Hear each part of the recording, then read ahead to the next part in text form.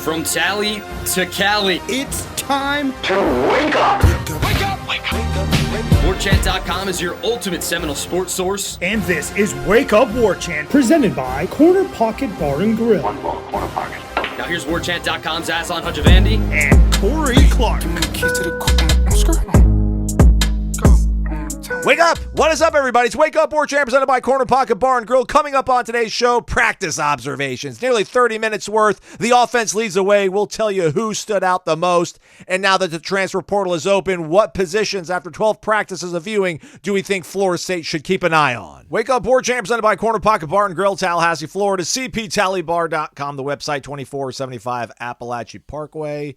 Lunch special today, cheesesteak sandwich, chicken or steak, $8.99. Side dish of your choice as well. Can't go wrong. Corner Pocket Bar and Grill. Also, meet and greet Friday, Corey, yeah? Huh? Mm-hmm. Yep, it looks that way, buddy. 5 o'clock, little meet and greet action. Nice. How was trivia last night? Finished third. Got third. Okay. Spreading around there, letting people win. Did you? Yeah. Did you let people win like the way the Pelicans let the Lakers win last night, or did you compete? So wouldn't the Lakers? Oh, we competed. I mean, we got 26 out of 30 questions right. I mean, what else do we got to do? Another team got 29 out of 30. Get a life, right? Go. That's what I told them. That's what I told the team. It's like, do y'all ever meet people or talk to them? Do y'all have jobs? We're just gonna work on our trivia tonight, guys. Yeah. Push your glasses up to the bridge of your nose. Yeah. So yeah. I mean, we'll have a meet and greet from 5 to, I guess, whenever. Starts at 5. It'll be Jeff and I. Ira will be at the Battles In thing at the Moon, which starts at 5-ish, 5:30. So a little competing, but some of you can do both. You can go. You could come say hey to us for a few minutes, and the Moon is very close to Corner Pocket. You can just roll on to Corner Pocket after saying hey to us, and then when it's over, you come back. We might still be there. The Moon is an establishment in Tallahassee. We're not taking SpaceX out there or anything. That was a euphemism. So put it in your phones, check it out. Corey, could you throw a game? Could you lose a game on purpose? I'm a competitor, and we're not gonna talk too much about it. Again, it's Wake Up Warchant, not Wake Up Laker Nation. But what was on the line for LA last night was they're playing the Pelicans in a play-in game. LA wins that game, which they did, which means they are now the 7th seed. So they play the Denver Nuggets, who swept them in the conference finals last year and swept them this year in the regular season. Right. Had they lost to the Pelicans, they would have been alive to play, I think, on Friday night against the loser of the Golden State-Sacramento game, which is still going on as we record this. But if you win that game, I mean, you put your back against the wall. If you lose on purpose and your back is against the wall, but if you win that back against the wall game Friday against the loser of the other game, you would then play the Oklahoma City Thunder, who I think you swept in the regular season, and they're an extremely young team, the youngest 1 seed ever. And the Lakers are up by 18, and they squander the lead away. I think Alvarado, the guy from Georgia Tech, now for the Pelicans, tied the game up. Yeah. And I wanted the Lakers to lose, but watching it happen, I'm like, man, this hurts. But I still think Jeannie Buss should have been like, you guys are going to lose the game. We're not going to talk to the media. I'm going to pay the fine for not talking to the media, and we're going to try to play the Thunder because they have no shot against the Nuggets. None. Well, they have a bit of a shot, but not much of one. But I think the thinking is, if you have a chance to get in the playoffs, get in the playoffs, right? Yeah, but you got 2 chances. Right, but if they intentionally lose one, like you're saying they should have done and just tanked, well, then they get 1 chance. And, what if you'd rather be the 7 seed than the no seed? Yeah. So, yeah, I think if you got a chance to win, I don't think they would have been upset if they lost. But, once it's there to win, go ahead and win it. And you never know, man. Maybe Jokic sprains an ankle. Yeah. Then all of a sudden you beat the 2 seed. So we're going to 12 teams this year, and then what? 14? They're already talking about going to 14? Is that the thing they're talking about for the college football playoff? I just wonder if there'll ever be a moment, and I guess we'll see how things work out with conference realignment, but we know historically the last game of the season has been against the Florida Gators. Now there's a conference championship game sandwiched after it, you would hope, before you get into the playoffs. I can't ever imagine Mike Norvell laying down. Nope, don't like that matchup at all. I can't even think of what. If you knew if you were going to play that Georgia team, in a 14-team playoff, or it's like if we would have lost to Louisville, we would have then ended up playing Oklahoma State because they lost to Texas in the Big 12 championship game. So the losers of the conference championship games play each other. It's like, man, I think I'd rather play Oklahoma State than play Georgia. I get it, but I think that I get what you're saying, but I think then you beat Oklahoma State. Well, then who's waiting for you? Georgia. So I guess the thinking is go ahead and get it over with now. And when it comes to the NBA playoffs, obviously it's a different animal. But you don't want to miss the playoffs completely because you're trying to avoid the Nuggets. Like, yes, they have a much better shot of beating the Thunder than they do the Nuggets. But you don't want to avoid it altogether. But yeah, I see what you're saying. I don't think we'll ever see that when it comes to college football playoffs. Just like you don't really see that in the NFL, right? You don't see teams like intentionally lose games to avoid. They'll lose games. They won't play Week 17 just because they've already wrapped up. They've already sewn up whatever they needed to sew up. But you don't see teams like, I want to avoid the Packers, so let's make sure we lose this game so we can play, I don't know, the Lions or somebody instead. It usually seems like it's more about home field advantage than anything else, or just getting rest if you can. Yeah, that's why, like in the World Cup, those last games of the group stage, they're all go on simultaneously, so you can't rest guys and throw games to get a favorable draw. But like there are certain matchups, like, I don't want to play Brazil in the round of 16. I'd rather play, I'm not going to name a country because it might get me canceled. Iran. There you go. I'll there talk you go. about my own Nice. people. Okay, Yeah, nice. You'd certainly rather play Iran than Brazil when it comes to the other football. But anyhow, I digress. All right, I got a bunch of, I don't have a one sheet, but I've got, can you hear the flipping of my notebook, everybody? Always. Let's start at period 3, Corey. I like starting at period 3. That's the 11-on-11 period where it's just pretty much no huddle, hurry up the entire time. And I graded this very, very kindly on Tuesday. Lots of asterisks, lots of stars, good plays abound. But not a lot in period 3. The only thing, the big picture takeaway has just been, I guess, the consistency of Ryan Fitzgerald, which he finished one of the drives with a field goal. He's been really good. But period 3, I didn't see the first play the DJ Uiagalelei ran. Now, I don't know if he was the first guy out there. Maybe Trevor Jackson was out there first. But DJ's first play I didn't see. Otherwise, all I had with stars next to their names from period 3, Corey, and feel free to add to, was Patrick Payne I had with a sack, and Aaron Hester with a TFL when he was out there. That's all. 2 plays. That's it, period 3. But I thought it was a good day on the whole otherwise, but that's just all I had from that period. Oh, okay. So are we talking about the period or the day as a whole? That period. That period. Okay, yeah, nothing great. Ja'Kai had a nice run. I tell you what, man, I was talking about this on Headlines with Jeff and Ira. There is a chance. I think Malik Benson is coming on, by the way. I think Malik Benson is, right now, he's my number 1 receiver out of this group, which is good. He's the former 5-star, number 1 player in JUCO. Got the size, got the speed, the requisite, all that. He made a couple of really nice catches, but the point being, Ja'Kai had another good run early on. Just because and Jalen Lucas had good catches and good runs, it could be a really unique story that these 2 guys, who will almost always be the 2 smallest guys on any football field they're on the entire season, could end up being 2 real game breakers, and they're brothers. Like, look, man, they're the 2 most impressive people consistently on the offense at skill positions have been Ja'Kai Douglas and Jalen Lucas, and they're brothers, and they're both 5'9" at best. It's number 1. I know people want to hear that the 6'3" former 5-star All-Americans are doing well, and they're the number 1 receiver. That might happen, but right now, wouldn't you say Ja'Kai and Jalen have been the 2 most explosive skill players that Florida State has? I thought you said Malik Benson was coming on as the number 1 guy. Malik Benson's coming on. But he's got like a number 1 guy in the sense that he looks the prototypical receiver. Ja'Kai's never going to be your number 1 guy. He's going to be a slot guy. I'm talking about the dude out wide, 3rd and 12. He runs a 14-yard stop, or he makes a back shoulder catch, which he had one of those on Tuesday. He's like the dude that can be an NFL receiver. He looks the part. I feel like he's starting to play the part more and more. He made a couple of really great catches on Tuesday. But by and large, Ja'Kai and Jalen, I just think it'll be a cool story if they're as good as I think they're going to be. Right? 2 brothers, 1 kid transfer from Indiana, both of them the 2 smallest guys on the team, and usually on the whole football field.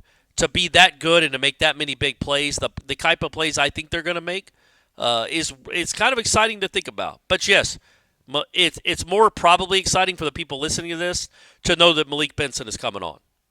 But still, man, Ja'Kai and Jalen, it's like we sleep on them, especially Ja'Kai. He's been here a long time. We know he's not a pro. We know he's not going to be a top 10 pick. He might not play in the NFL, but man, he has a chance. He has been their most consistent receiver all spring. But I think right now, I think Malik, again, I know I'm talking in circles here. We got to get to actually what we're talking about. But Malik is coming on to the point where I can see by August, September, he's the dude at the top of the scouting report.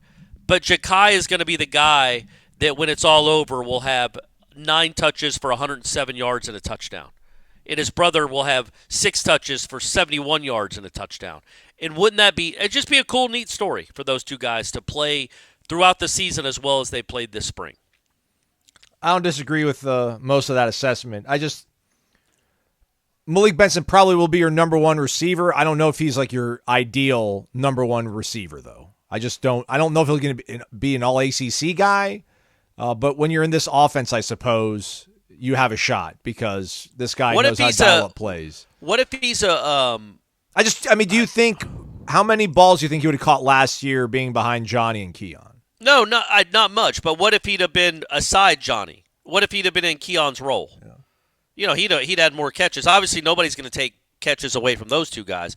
But I think right now, I would say I don't think he's as productive as those guys. So, like if it was Johnny and him, I don't think he's as productive as Keon would have been. And if it's 100%. Keon and him, I don't think he would have been as productive as Johnny was. So no, right. But I'm saying saying how many catches he'd have next to Johnny and Keon. Well, nobody did. He wasn't going to get the ball thrown to him. Nobody got the ball thrown to him except Jaheim.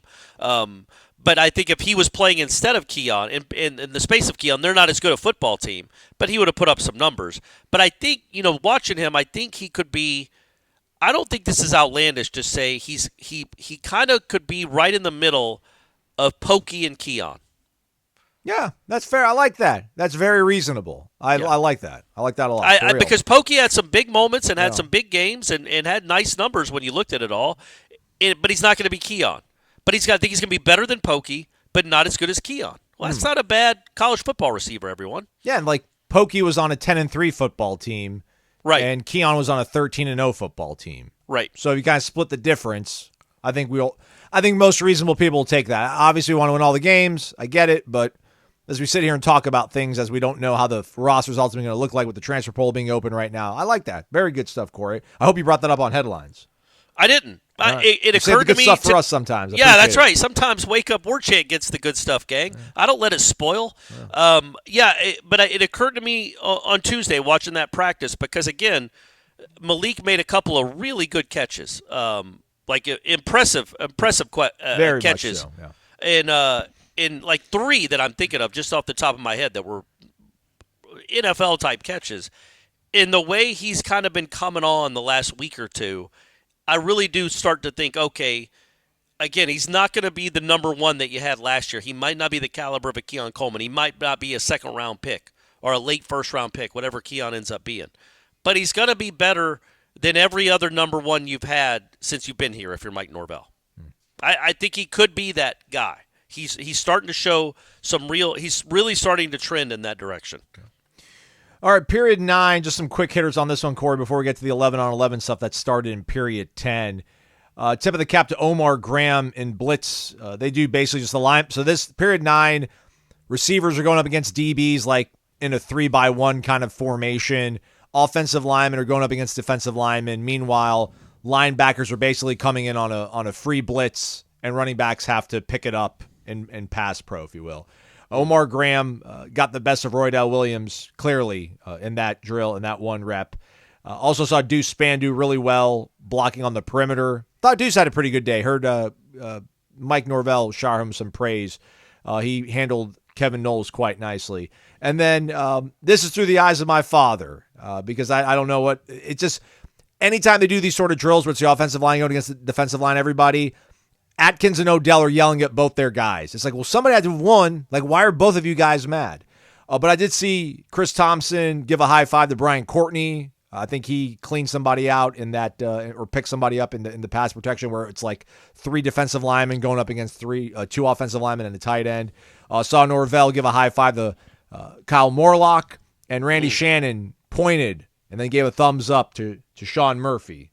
So those guys did well in period 9. Let's get to the 11-on-11 then, Corey. Offense on a whole, though, feels like they won the day, especially in the first half of the practice, right? Offense, yeah, I guess. Yes, they did, absolutely. I think they scored on like 3 or 4 straight plays, or 3 or 4 straight possessions when we were watching from the baseball stadium. And then, but once they got inside, I thought the defense, once they went to the IPF, I thought the defense turned it on. It was the better side of the ball.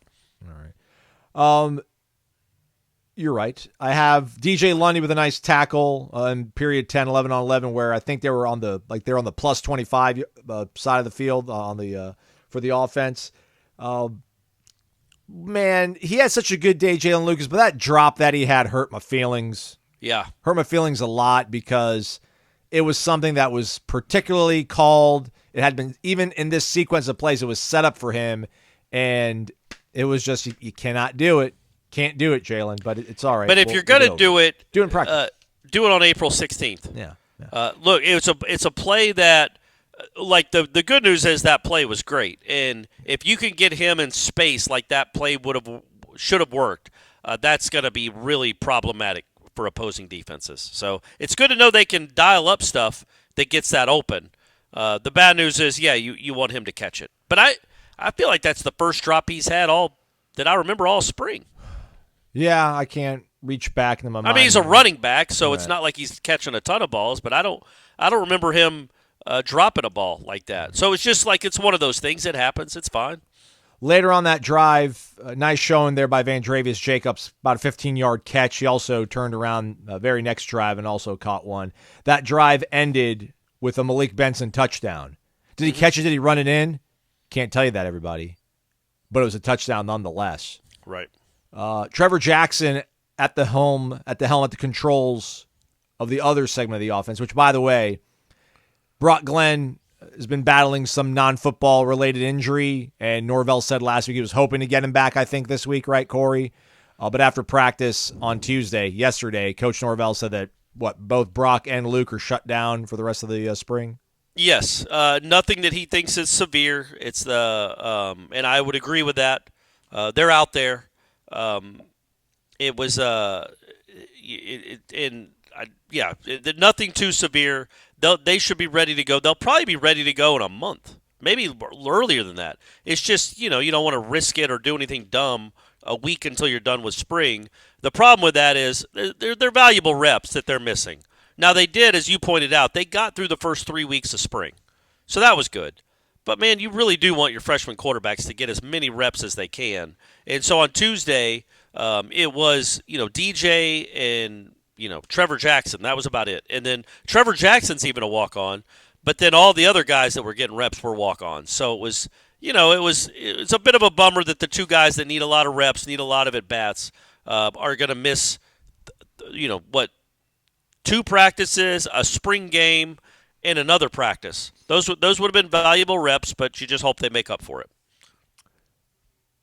DJ's back out there, and he hits Kyle Morlock on a play that the defense gambled, and the offense saw it, and he threw a strike to we all would have made the touchdown pass, but he saw it. Yeah.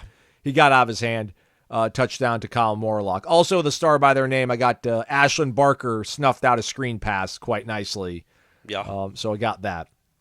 Period 15, this was about the minus 35-yard line, if you will. So you've got 65 yards to go to get the end zone, 11-on-11. This was one of the really nice catches that Malik Benson made from DJ on Tuesday. I think pressure might have gotten to him in a real-life game, but we'll let it go. Again, I'm grading this pretty nice.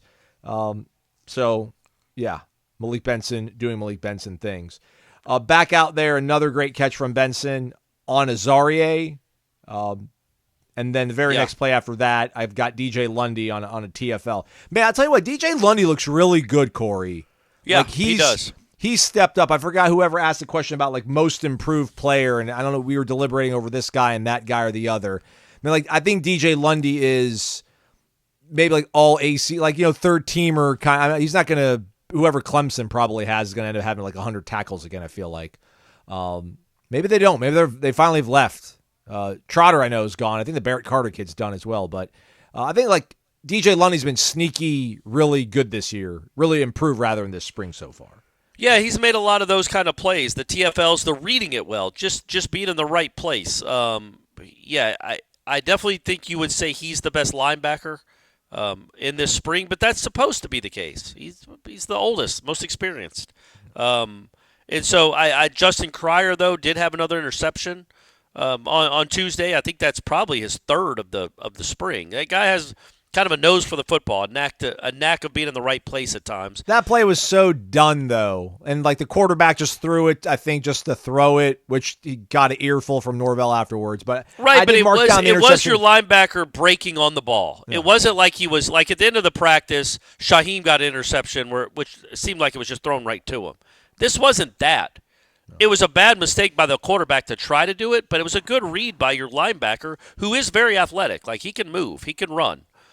Maybe he's your Deloach. Probably not this year. He's a redshirt freshman. But by the time he's done here, maybe he can be as good as Kalen Deloach. I see some of that in him. But, yeah, the Benson catch, that was the one where Norvell said, wow. And then he looked at me and was like, that was a great catch. You're going to write that was a great catch. Like, right at me. So I thought that was interesting. Like, even Norvell, because Norvell isn't taking a lot of time to dilly-dally or talk to people, but it was such a good catch against Azarie. Kind of I don't even know how to describe it. Like a little bit behind him, stopping on a dime, diving towards it, 25 yards down. Just a really good catch, man. That when he's impressing the head coach like that, that's a really good sign, because Norvell just got done coaching Keon Coleman. Mm-hmm. And so for him to be wowed at a practice takes something. And he was wowed by that catch. Other highlights from period 15, 11 on 11, when you're on the minus side of the field. Thought Jalen Lucas had a nice run, and I have Deuce Spann with a nice catch from Trevor Jackson. Yeah. So, good day from Deuce. Let's go to sevens. 7 on 7, that's where Cryer had that interception. I got nice catches from Deuce and Jalen Lucas when Trevor Jackson was at the helm. And then a nice pass breakup later on from Omar Graham Jr. And that real nice, man, was he on the opposite hash, DJ, when he threw that? I don't know, man. It was like a 30-yard downfield out. I think it was 20 to Landon. 20. Yeah. Yeah, I think it was about a 20-yard throw. He probably threw it 35 yards, though, on a rope to the other hash. Kind of an outcut kind of play. Great throw. Maybe his best throw of the day. Yeah. Just an incredible throw. Landon Thomas got a little separation and then made the catch. I thought that was just a good period all around, because Shaheem had a really nice PBU. Azarie had a good PBU on a throw from near the end zone on a throw from DJ to Benson. That was good coverage. Yeah, man, I just thought it was very competitive and a good. That was 7 on 7, right? Correct. Yeah. Yeah, but that was good back and forth. But when they got inside the red zone and did 7 on 7, that was all defense. I don't know that the offense scored once, which was good. It was like I wanted to see the defense step up a little bit, and they absolutely did. Yeah, there's a lot of notes in the previous periods, but when they go to the red zone part of 7 on 7, there was very few, and there wasn't a lot of offensive ones. But Deuce Spann had a nice catch, but it didn't get into the end zone. Yeah. Interception by Kai Bates on one of the walk-on quarterbacks. Azarie, not Trevor Jackson. Correct. Yeah. Azarie, that was one of the wins that he had against Malik Benson. That was a really nice throw. That was a really nice pass breakup by Azarie. It was all over Malik Benson. And then a nice pass breakup from Shaheem Brown, who Shaheem's another guy. I don't call him most improved, but I don't know where people foresee him being this season and what he possibly could be, but like maybe that guy that has the highest possible ceiling that we don't talk about a lot, because again, this was like a red zone situation, everybody, 7 on 7. So I think this was after maybe a reception. So they were even further inside the 20-yard line. They were probably inside like the 10-yard line at least. And it was a bang bang play. Like the route wasn't even really a route. The ball was snapped and the ball came right out of the quarterback's hand. And I think either you, Corey, or somebody biased was like, that's a score. And the way that Shaheem like somehow just broke on it and knocked the ball away was super impressive. I mean, just the quickness that he has to break up a pass and that sort of phone booth of a situation. It was on the goal line, actually, my notes show. That was super impressive. He is super talented, man. I'm really excited about what he possibly could be with 15 more practices this preseason and then getting ready for Georgia Tech and Ireland. Yeah, I would say right now you have – I was just trying to do in my head like the best players on the defense. I think Azaria has been the best this spring. Mm-hmm. I think Shaheem, Peyton, Daryl Jackson are my three that are fighting for second. Yeah, but Marvin's had a good spring too. He had another great. I think it was 11. Yeah, it had to be 11 on 11 because he was on the field. Where he was coming around the backside. DJ was rolling to his right, and Marvin was chasing him. And man, he was gaining quickly. Like he just moves different. He was really bearing down on him. DJ had to throw it away. He can be really impressive with that athleticism. But yeah, I would say Shaheem, Patrick Payton, and Daryl Jackson are fighting for, and that's a good problem to have, right? Oh yeah. Like I think all three of those guys are NFL players. To go along with your corner, who's definitely an NFL player. Cypress might be one. Marvin Jones is probably an NFL. I mean, you know what I mean? You start looking around, and you're like, okay, how many NFL players do they have on the D-line? How many do they have in the secondary? Right now, you could say 3 on each. Well, that's a good combo. Mm-hmm. That's a pretty darn good combo. And they just, I've been very impressed with Shaheem all spring, and he really is turning into, perhaps, as Fuller said before last year, one of the best players, not best safeties, one of the best defensive players in the country is what Fuller thought his ceiling was before last season. Yep. And maybe it's not like he was bad last year. He was good. He was a very important player on a great defense that went 13-0. But maybe he takes even another step and goes from good to great because it certainly seems like he's doing that. Him and Azaria both. I'll open the floor to you for the rest of the observations as I bailed after period 20. Good. It's great to watch practice, but after a while, I'm just going to go outside and have some fresh air. The only thing I had was, I think maybe Roydell Williams, in my estimation, had the best run of the day, at least when they were in live 11-on-11 team situations. In period 20, I had him with, again, I think maybe the best run of the day. But I don't necessarily think that means he's the best back on the roster, everybody, but just one play, one flash. Mm-hmm. Yeah, he did. That was a good run up the middle. And then very quickly thereafter, Keziah had a really good run, I thought, up the middle with a really impressive cutback, which you don't kind of think of him of being that guy, but it was just a really nice cutback. It was impressive. The other things I would say is that so Benson had I would guess about a 35-yard catch down the right sideline, back shoulder, perfect throw, perfect adjustment. There's literally nothing the corner can do. He either catches it or he doesn't. I'm pretty sure he got his feet in on the sideline. And then a few plays later, DJ makes the same type throw. It's one of those, it's kind of like an offsides. They think they got the team to jump, so they just snap it. And he does the same thing, not as long, but about 20 to 25 yards to Jaylen Brown. Back shoulder, great adjustment. And that was good to see from Jaylen Brown. Jaylen hasn't, in my opinion, lately hasn't made a lot. Well, he hasn't made a lot of splash plays in 11-on-11, period. That was a really impressive one. And I do think that he has a chance to be, he might be the 2. Or maybe the 2's in the portal. Or maybe the 2's not 100% healthy right now. Who knows? But Jaylen Brown still, I think, has a chance to be a really important part of this offense. And it was good to see him make a play like that because most of the plays that I remember him making are the one-on-one variety, when it's ones versus ones, which that's not real football. This was a real football, being heavily guarded in an 11-on-11 situation, a really nice snag right by the sideline on a back shoulder throw. Good placement, man. The ball isn't always getting to where it has to go, but DJ's getting more comfortable, it seems like, and there are some throws that he's making, and now we're seeing these guys really competing at a high level outside, and Malik Benson's getting the better of some of these really, really talented cornerbacks, so it's exciting to think about just how much more improvement he can make. You folks can make more improvement in your lives with a simple shot of Vitamin Energy. VitaminEnergy.com, promo code WarChant BOGO, WarChant BOGO.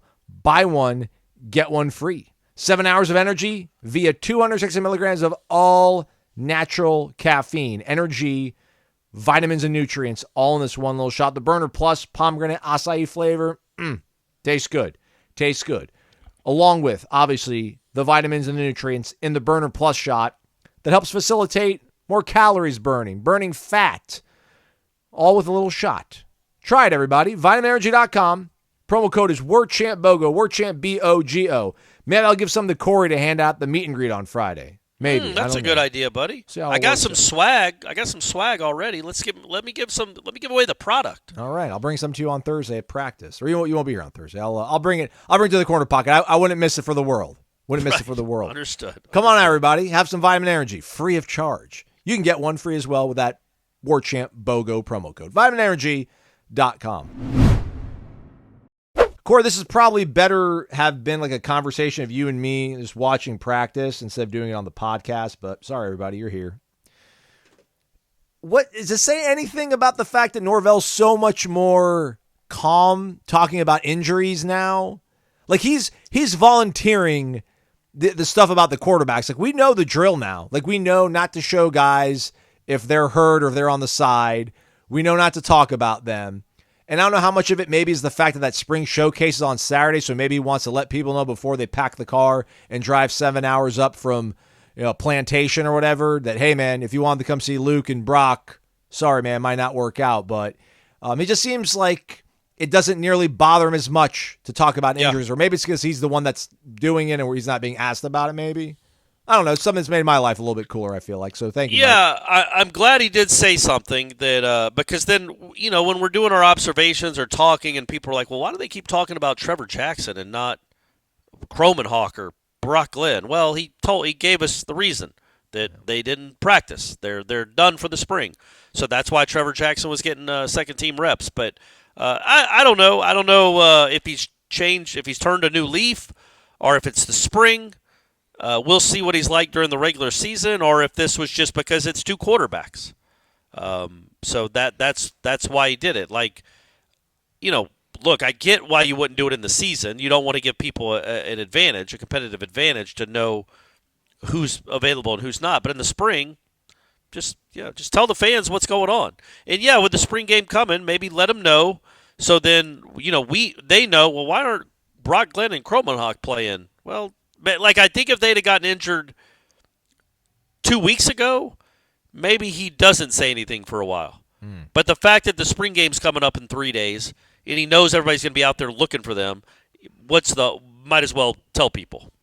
Maybe. I don't know, buddy. Maybe making $10 million a year, too. It's just like, I'm good. It's fine. Yeah. Everything's all right. Yeah. Everything's all right. So if Mike invited you into the war room right now, Corey, and they had all 85 guys, 89, I guess, by Ira's count, that's on scholarship, and you knew the portal was open, and you've seen 12 practices now, more or less. Well, maybe we've seen, I think, 10. We haven't seen 2 scrimmages. With the portal now being open, we're seeing names filter in there. Apparently that tackle from Arkansas that we thought might be on the board, apparently we're not maybe on his board. Maybe the feeling's mutual. It seems like SMU, UCF, or UCLA, maybe Kansas State are in the mix for that young man. Is offensive line a position you would still look at, or there's certain positions that you think now, having seen all these practices, knowing the portal's open, seeing some of the names out there that you would like to see maybe Florida State go after, or you think that the coaches are probably going to zero in on here in the next week once things wrap up for good? Yeah, it's a good question. I wonder about the 2 things that I wrote about that are on the website. The 2 things that you want to see is better wide receiver play, because I just don't know. Now Malik is, like we just talked about, Malik Benson and Ja'Kai have been good to really good. Nobody else, Aslan, has really stood out at all, have they? Not consistently, right? Literally, nobody. Like Darian Williamson, okay, he's out there. Portier, he's out there. Destin Hill isn't out there. Right. Van Travius and Hakeem have been out there. Cam Fryer's been out there. But none of them are putting together enough quality reps and days in a row to think, okay, you're set at wide receiver. I would have liked, I said this on headlines, I would have liked to seen a better spring from Hakeem. Yep. Because I was thinking that maybe he was close to being, a real guy, a real factor. And again, he might be. He has not stood out this spring, but he's also a true sophomore that, really this could be and should be his first year of college football, right? Like, or his first spring practice. He was here last year. He early enrolled, but this should really be his first spring practice. So the jury is still not close to in on him, but he hasn't had a spring where he separated himself. To me, the only two that have separated himself are Malik Benson and Ja'Kai Douglas. And Ja'Kai Douglas, as we just mentioned, is 5'9". Jalen Brown's had some nice moments, but again, no real separation there from the pack. So then do you wonder, okay, if so-and-so isn't completely healthy or they lose some guys because of the portal, which will probably happen, all of a sudden do numbers become an issue? And not only that, not just for depth purposes, do you have enough high elite caliber talent in 2024? This does not mean that LaWayne McCoy might not be awesome in 2026. Or Cam Fryer might not lead the ACC in receptions in 26. But when you're thinking about 2024, do you have enough high-level talent at the wide receiver position to be a playoff team? And if you don't think you do, well, the portal's there for you. And I think that about the wide receiver position, perhaps. It just would have, it would be a lot cooler if Destin Hill was healthy. Like, Destin Hill, to me, was going to be the X factor. He was going to be the guy that it looked to me like was taking that next step. And hopefully he can get back out there and he can play, but he's obviously done for the spring. And that was a bummer because I think he was really coming on. But we don't know the extent of that and how long he'll be, but it's not great. So either way, do you go to the portal and get you some help at wide receiver? Do you go to the portal and get you some help on the D-line? Those, to me, as I wrote, I think are the two biggest questions that have still not been answered. Because, as we pointed out all spring, Aslan, what has the offense done best all spring? Run the ball. Yep. And who are they running it against? The Florida State that's defensive the line. Right. That's the problem with practice and judging practice is it's awesome to see your running backs pop big runs. It's good to see they can do that. It's good to see that the offensive line looks improved. But at the expense of what? They're doing it against your defense. So is this defensive line going to be good enough to stuff opposing running games? I don't know that. But I also admit, as we all know, Josh Farmer is out for the spring.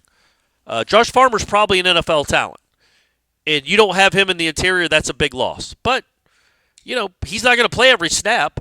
You'd like to have a little more maybe depth, quality depth, elite depth than you have right now. So maybe that is somewhere where you go defensive line, you go tackle, defensive end, both. Because I think right now I like 3 of each on your defense.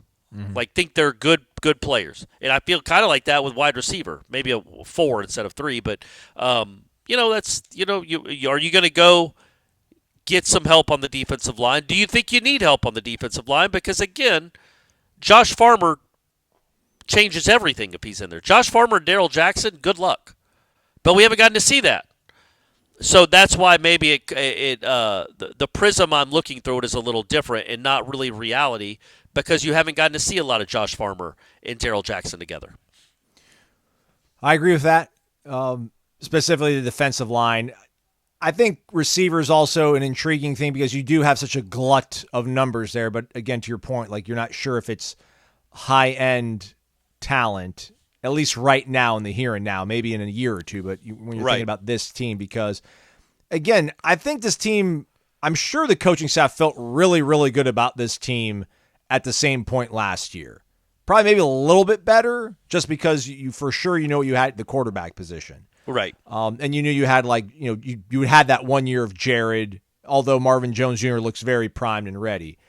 But when they went and got Keon, that supercharged everything, right? That was whoa. They're going for it all. They want to be just a completely different monster than anybody else has had to deal with playing Florida State the last 6-7 years. I just wonder if they'll have that. I don't want to call it being greedy, but that level of competitive edge. What did Jimbo say in 2014? What do they want to be? But it was the T-shirt slogan, but then ended up not. Attitude of domination. Attitude of domination. That's right. It was not that. Yeah. I wonder if they have that, the thirst to want to do that. I don't think they need to. Again, 12-team playoff, this conference, that schedule. I think you probably can navigate it without getting crazy and just getting somebody that's got video game numbers or video game ability. But man, when it hurt, not going to say no to it, and I don't think the staff would say no to it either. I do wonder about offensive line though. Just who knows, a tackle. If Jeremiah, I don't know if Jeremiah Byers has made the step that Alex Atkins wants.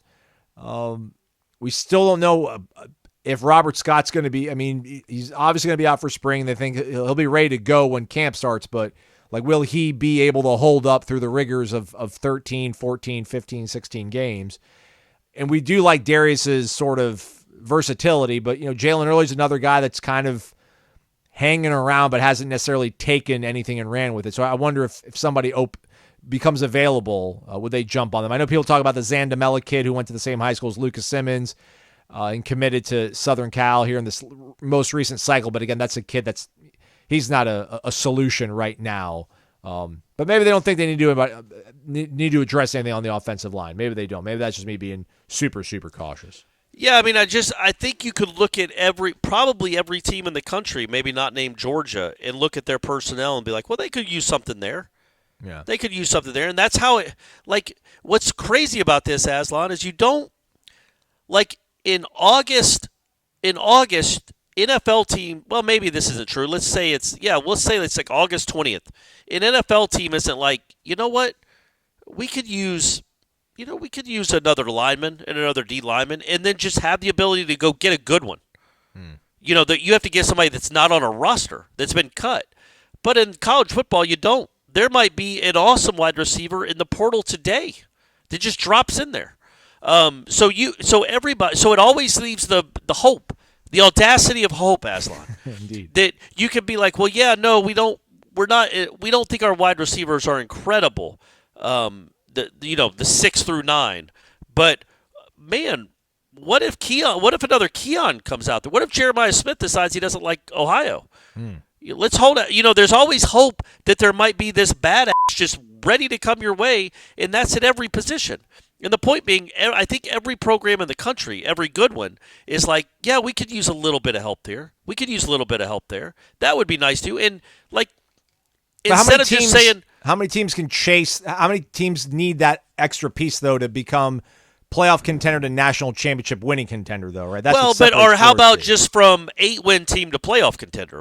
Who knows what piece of the puzzle you're adding? But Keon, what did it matter? But they might as well not have added him. None of those wins counted. But they went from probably they don't beat Clemson without Keon. There's probably another game you could say maybe they don't win without Keon. But either way, he probably added an extra win or two. But I don't know that they have anybody, that there'll be anybody out there like that after spring practice. But I do think everybody everybody looks at their team in the middle of April and says, well, we could use an extra body here, or we could use an elite frontline starter here. But no team is perfect. They all have weaknesses, including Georgia. Theirs are less than others, but almost every team in the country is going to have multiple weaknesses at multiple positions, or positions they'd like to be stronger at. It's just a matter of how can you get stronger, and to what degree. And the portal gives you the hope that not only can you get stronger, maybe you do find an All-American in the portal on April 26th that you wouldn't have thought was there. Right now, Florida State, I think, has a good football team. I think right now, as is, without changing anything, Florida State is a playoff contender if they stay healthy-ish. Right? You're right, correct. But maybe there's a piece or two out there that turns them into a playoff certainty or a national championship contender, because I don't know that I believe that. I don't know that I think they could win 3 or 4 games against the best teams in the country back to back to back. But I do think they can get in the dance. I think they're good enough to do that. So, but maybe there's a couple players out there, those positions we were talking about, that turns those. Your defensive line is going to be good. Maybe if you somehow get an NFL caliber guy on April 26th, you go from good to elite. And then that changes the whole defense, which changes the whole team. There's a chance that's out there. So that's why this era of college football is so crazy. It's so fun. It makes it fun, but it's also just remarkable how quickly fortunes can change. Yeah. Somebody's yelling at me probably, and I apologize. I should have brought it up earlier, though. The young man that they're going to get from Harvard that's going to enroll in the summer, Jacob Rizzi. The Riz. He did start every single game at left tackle last year at Harvard. Okay. And I get it, whatever, make your jokes, Harvard, haha, whatever. But all-conference guy, played tackle, so that's maybe they don't have to go in the portal because they know that guy's showing up. So he's your insurance policy against, maybe buyers either not maybe being as prepared as you would hoped, or Robert Scott being physically prepared as you would hope. So, can you name 2 famous people that went to Harvard? Other than Ryan Fitzpatrick, Bill Gates went to MIT. The Winklevi, right? Oh, there you go. You nailed it with the Winklevoss. You did it in one fell swoop. Yeah, there we go. You didn't even go with Zuckerberg. No. You went with the guys he stole the idea from. And then I think Natalie Portman was there at the same time. Ooh, okay. As the Winklevosses and Zuckerberg. Okay. Corey, just not off subject, but just not Florida State centric. We'll get to baseball here in a quick second. But, man, the portal is great. It's done great things for Florida State. But did you see this report from Pete Thamel, the running back from because I'm blocked. Okay, that's right. It's going to be the running gag here. So I'm like, you see the Pete? But it's not a gag. It's the truth. But, yes, I did not see it, no. Running back from Oregon State, Damian Martinez, last year ran for almost 1,200 yards, averaged over 6 yards per carry. 2022, he nearly had 1,000 yards, averaged over 6 yards per carry again. Apparently turned down an offer to remain in Corvallis at Oregon State, and he had an NIL offer for $400,000.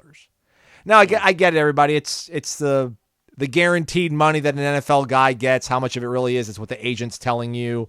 And admittedly, now there's agents, Corey, that are representing these kids when it comes to NIL, and they're the ones that are giving information to the newsbreakers in that space. I love Trey Benson. If I had a kid, I would let Trey Benson babysit my child. I'd let him raise my kid. Yeah. If I knew that Trey Benson got paid $400,000 last year, I might be a little bit nauseous. Like, and a kid from Oregon State, and again, it might be a 2-year deal, but to throw that kind of money at a running back, and he's like, "Nah, I'm good." What is going on?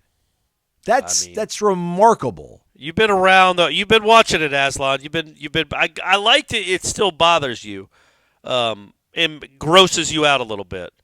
And I'm not saying that sarcastically. I like that it still bothers you. It's just I kind of just. You're resigned to the fact that I'm resigned to it. It's just it is what it is. And again, we had a little bit of this discussion on headlines, but it's like I don't have a lot of problems with kids that get in the portal. Florida State. They could use. Did you know Tafasi is already back in the portal again? Really? From Georgia Tech? Yeah, and obviously Rodney Hill is too. So is Sam McCall apparently. Right. So talk about great teaching lessons for kids currently on the roster. All Mike Norvell has to do is point at, number one, all those kids that went to Colorado, but then also look at Sam McCall, look at Rodney Hill, and Ayo Tafasi. And sometimes that grass is pretty damn green in Tallahassee. And you go look for something else. You go get bad advice. You go look for an extra comma somewhere, and you're going to end up on the outside looking in or at your third school in 3 months, which is like Tafasi would be in the rotation this year. Rodney Hill would be getting touches, and now they don't know where they're going to be playing college football. All for what?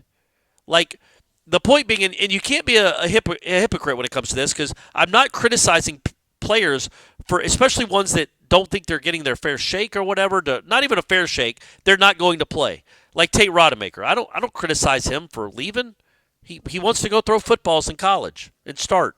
Good luck, man. And that's not sarcastic. I believe that. And other guys, like, I don't know, man, I guess like Durden and Cyrus Fagan. Or C.J. Campbell. C.J. Campbell, Right, but I get why Durden and Fagan left. Florida State was a dumpster fire when Norvell took over. They wanted to go to a place that was more stable, which of course NC State was when they left, than even Florida State, because we all remember Florida State in 20 and 21. So I don't begrudge them, but these guys like Sam McCall that literally tweets that he's in the portal like the day after they beat Miami 45-3. And now he takes it down, he deletes the tweet, but then he's in the portal a month later anyway. And now he's out of that. He's away from A&M too. He didn't play at A&M. Now he's going somewhere else. If he'd have stayed at Florida State, Aslan, he might be the starting safety. It might be him and Shaheem Brown as your starting safeties this year for a top 10, top 12 football program. Now he doesn't know where he's going to play football. Rodney Hill doesn't know where he's going to run the football. Tafasi, who knows, man? And I don't know where even I was going with this. Oh, but my point was, so I get onto these kids when they make bad decisions. I wish they would get better advice. There are so many bad actors in this space, promising these kids, telling these kids they deserve more money, they should ask for more money, they should go hold out, look for leverage, blah, blah, blah. Most of the times it does not work well for them, and they end up not getting to play football at Florida State. But I don't, go try, I guess, whatever. But then we're sitting here and I'm talking about, like, maybe Florida State should go get themselves another D tackle or another wide receiver or another defensive end. And I wonder if Darian Williamson would hear that and go like, oh, cool. That's awesome. So what about me, man? So I'm just cool with another wide receiver coming in and keeping me from making plays? Am I allowed to go in the portal now because I'm upset because they keep portaling over me? So it works both ways, right? Like, you can say you want loyalty from these kids, and I think so many of them, the younger guys especially, wait it out and see where you are in 2 years. You might be ready to start and take off. Don't be in such a hurry that you ruin your college career, like Sam McCall apparently did.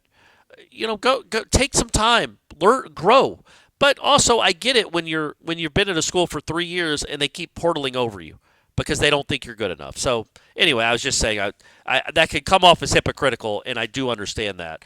But it is the reality, right? Like, it sucks that this Oregon State kid, turned down $400,000 and is apparently going to make more somewhere else. But didn't the Oregon State head coach just leave? Yeah, and I get it. It's not even in a Power 5 program. It's playing a Mountain West schedule. Right. Apparently he has he's setting up visits. He's going to be going to Arizona, Tennessee, Kentucky, Mississippi State, and Miami. Oh, all right. So, you're going to get more exposure.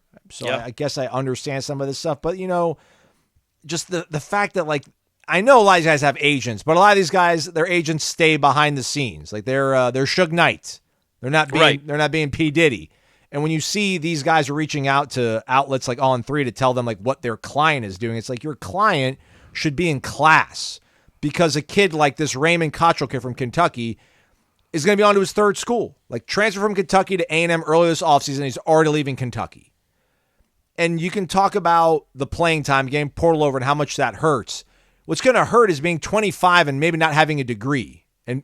Sure. I don't know how many of these guys are going to end up playing football, because at what point do you keep trying to – there's so many guys that left when Mike showed up, like before Mike showed up, like after Willie left, I don't think any of those guys ever end up playing football anywhere else. Now, hopefully they end up going to a college and getting a degree. But like, man, Tafasi was at Georgia Tech. Finish out the string, man. Have a degree from Georgia Tech. Sam McCall, finish the string.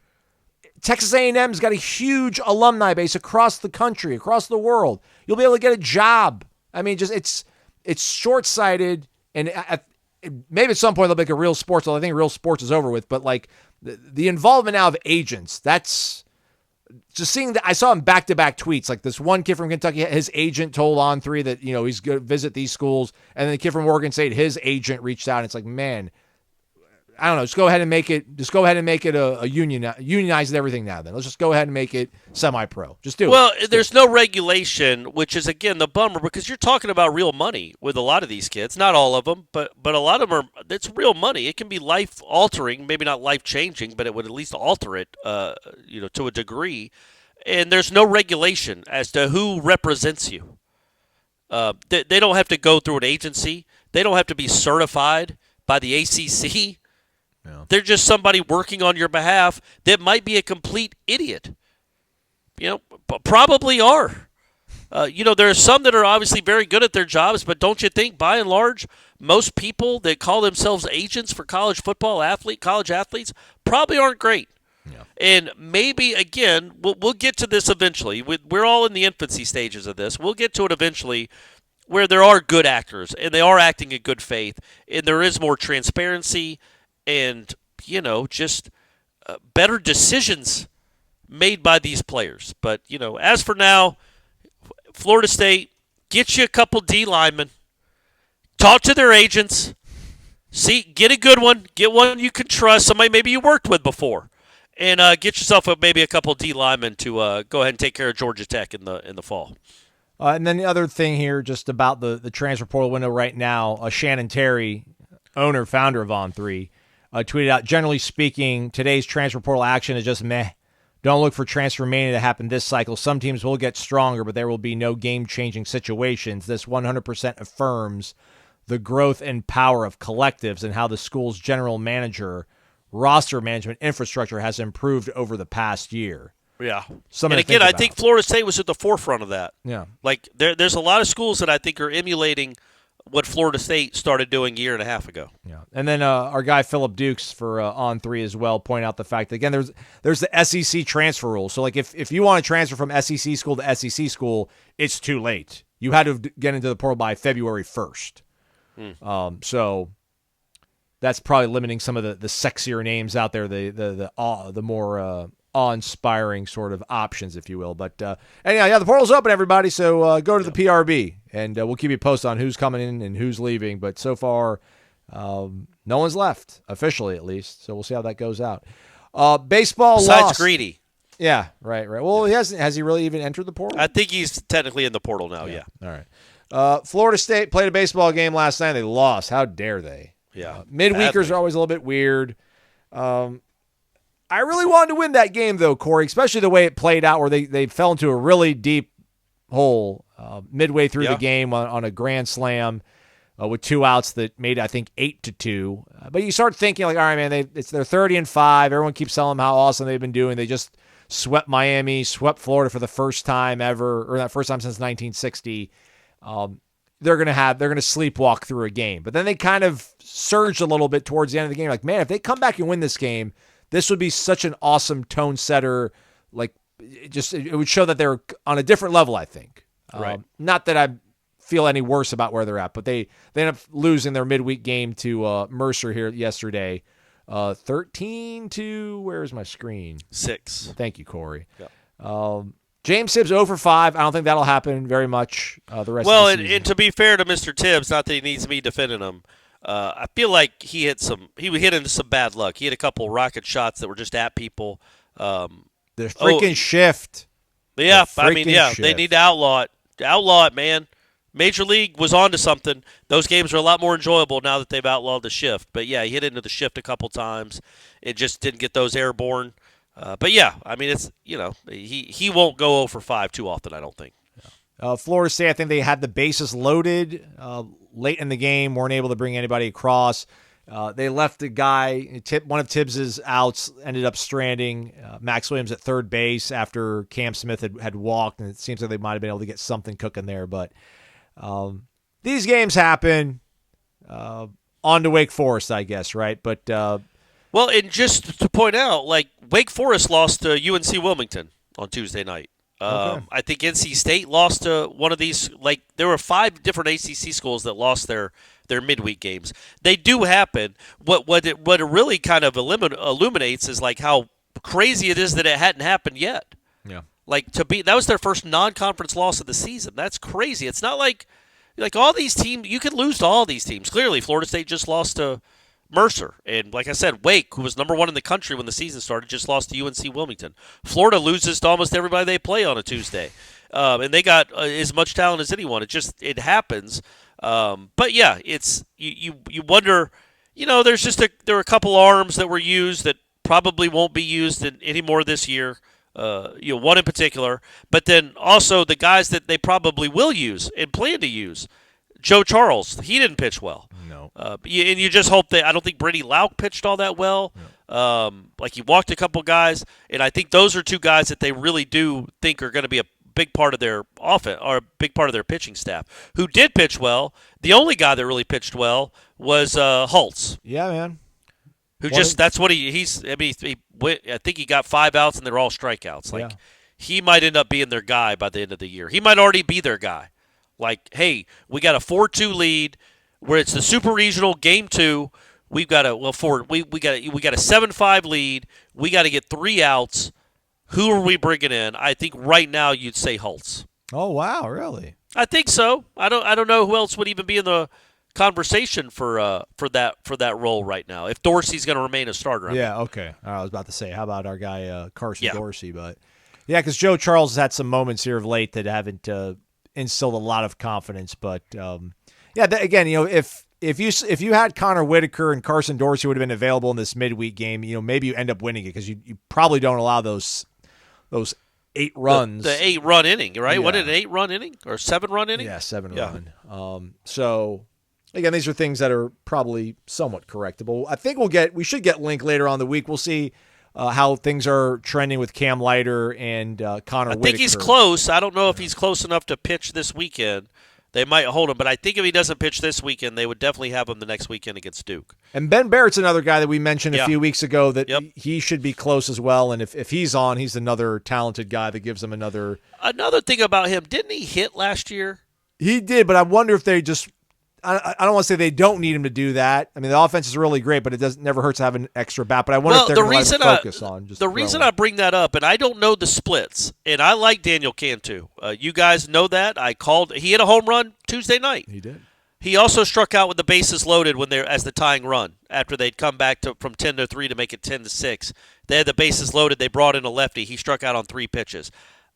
Maybe he's hitting 600 against lefties, and I just don't know it.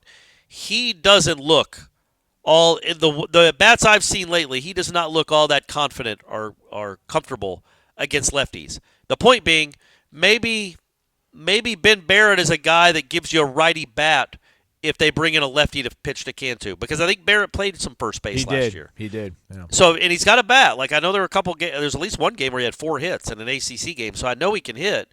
Maybe it's not necessarily a platoon, but if Cantu is struggling or continues to struggle against lefties, that's a good option to have. Is a righty off the bench, where if they bring in a lefty to pitch to Cantu, well, okay, you counter with Ben Barrett, and maybe he hits one in the gap, and you win the game, something like that. That'll be a good question to ask Coach Link Jarrett when we get him later this week. We hope, fingers crossed. Maybe it'll generate discussion, if you will. Yeah, buddy. Head over to the Tribal Council, warchant.com. Subscribers, post your question in the Renegade Express mailbag. Cora and I will knock it out for your show tomorrow. And, of course, top question in the mailbag that generates discussion sparked by Cummins enters a drawing to win some free Cummins swag, and then also an entry into the grand prize drawing of a portable generator or a portable power station. Your choice. You get to pick, everybody. So, again, go to warchant.com, hop in the Renegade Express thread, post a good question that'll generate discussion here on the show. Jeff Cameron, always generating great discussion, 1 to 3 o'clock, Warchant TV, 93.3 FM as well. Portal's open, so stay connected to warchant.com. Michael Langston, Matt Lassere got you covered. The On3 network behind us as well got you covered. Can't go wrong. Warchant.com. Hit the thumbs up, subscribe, 5-star rating and review, please. Certainly would appreciate it. He's Corey. I'm Aslan. Thank you for listening to Wake Up Warchant, presented by Corner Pocket Bar and Grill.